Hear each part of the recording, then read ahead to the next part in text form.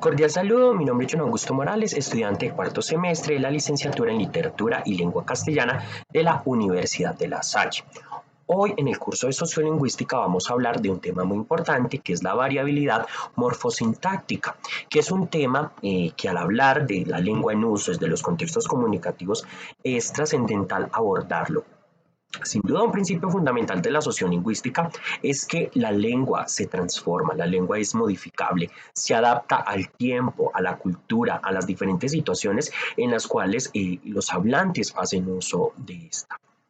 Un claro ejemplo de ello es que Colombia es un país pluriétnico y multicultural, de tradiciones muy diversas, de jergas y formas de comunicación, acentos se prestan para dialectos que generan variaciones muy diversas de lenguaje como tal. Y, sin duda, también, por ejemplo, en las diferentes naciones latinoamericanas, aunque compartimos una misma lengua que es el español, se dan diferentes variaciones en cómo se emplea. Y el español que se utiliza en América Latina es muy diverso al que se habla en España, que fue pues todo el proceso de colonización, como ustedes saben, la que trajo esa lengua a Latinoamérica. Es importante en este punto mencionar que entonces la variabilidad morfosintáctica implica todos esos procesos, todas esas transformaciones, todas esas variaciones que se dan en el lenguaje a partir de el nivel socioeconómico, la cultura, las tradiciones y el contexto en el cual se desenvuelva el sujeto. Por ejemplo, no emplea de la misma forma el lenguaje una persona que está rodeada todo el tiempo de un contexto académico o que ha accedido a una formación superior a una persona que, digamos, no ha tenido la oportunidad de acceder a una educación superior, se encuentra en un lenguaje más coloquial, más cotidiano, más de la idiosincrasia del pueblo, y esto genera cambios en las formas y en las cuales hablan los sujetos. Al hablar del análisis morfológico de las palabras, es importante abordar dos elementos, los lexemas y los morfemas. Los lexemas son la parte de la palabra que no varía, nos ofrece el significado léxico de las palabras. Los morfemas se añaden al lexema en la raíz y aportan el significado gramatical de las palabras. Por ejemplo, en la palabra gatos, el lexema es gat y el morfema es os. Y, por ejemplo, al decir en diminutivo gatos, en este caso entonces sería gatitos, el lexema se conserva igual, cat, y el morfema es itos. Es en el morfema donde se dan estas transformaciones del lenguaje que son muy comunes encontrarlas en los diferentes dialectos.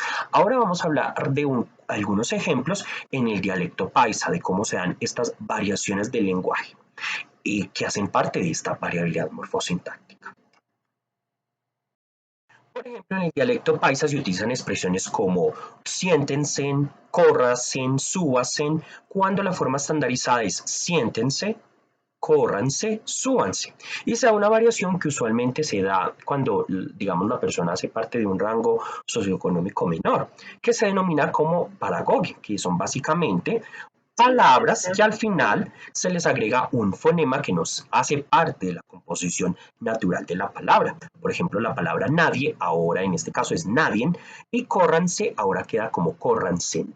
También se da un proceso que se denomina como metatesis, o sea, una figura retórica que consiste en la alteración de un sonido dentro de la misma palabra. Por ejemplo, la palabra Gabriel quedaría Gabriel y la palabra murciélago queda como murciélago.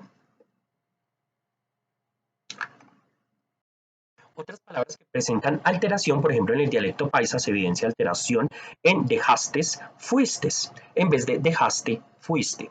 Esto se presenta usualmente, digamos, cuando la persona trata de, por ejemplo, tutearle a otra persona en una comunicación cotidiana y no lo hace de forma correcta. En el dialecto del Pacífico también se pueden citar ejemplos como cuando llegaste. Se pronuncia de esta forma para aludir a la frase cuando llegaste. Y pueden ser muchos los ejemplos que se pueden citar de las variaciones que se dan en X o Y contexto comunicativo o dialecto.